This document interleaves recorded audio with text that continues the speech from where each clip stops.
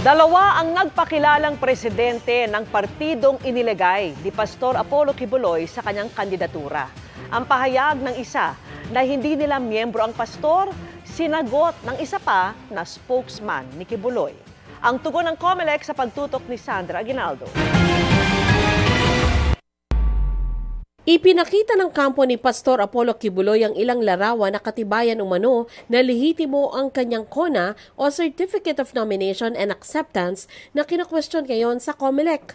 Ang KONA ang sinumpaang salaysay ng opisyal ng isang partido na ang isang individual ay tunay nilang kandidato. Ang KONA na isinumite ni Kibuloy, pirmado ni Attorney Mark Tolentino na political spokesman din ni Kibuloy. Sabi ni Tolentino, siya ang presidente ng Workers and Peasants Party o WPP at noon pang 2022 elections, siya na umano ang pumirma ng KONA ng mga kandidato ng partido. Based on the record ng COMELEC, I am the president of WPP. I have with me the certification from the COMELEC. Kung makita niyo po, ang presidente dyan is Mark Christopher Tolentino. And may authority din tayo to sign the KONA from the COMELEC. Pero giit ni Attorney Sani Matula na tumatakbo ring senador, siya ang presidente ng WPP. Nagsagawa raw sila noon ng party convention kung saan pinili ang kanilang mga kandidato pero wala naman daw doon si Tolentino.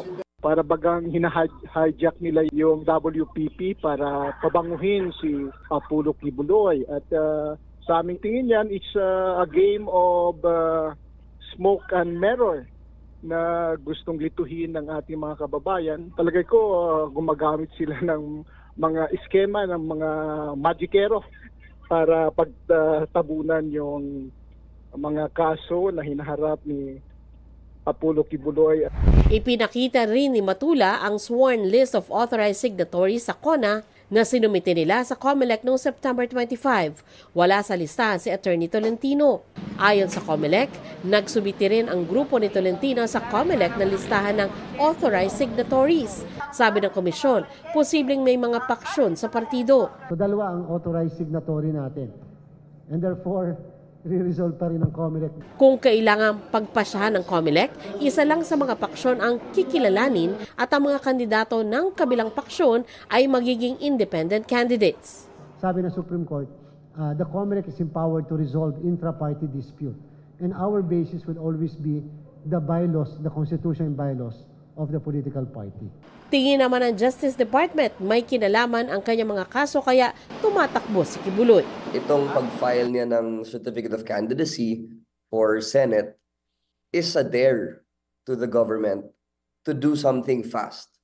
Kasi if the time comes at sakaling mahalal siya bilang isang senador, then he will have some sort of protection already.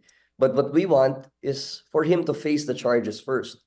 Not to make a mockery of the election system, not to make a mockery of democracy. Para sa GMA Integrated News, Sandra Aguinaldo, nakatutok, 24 Oras.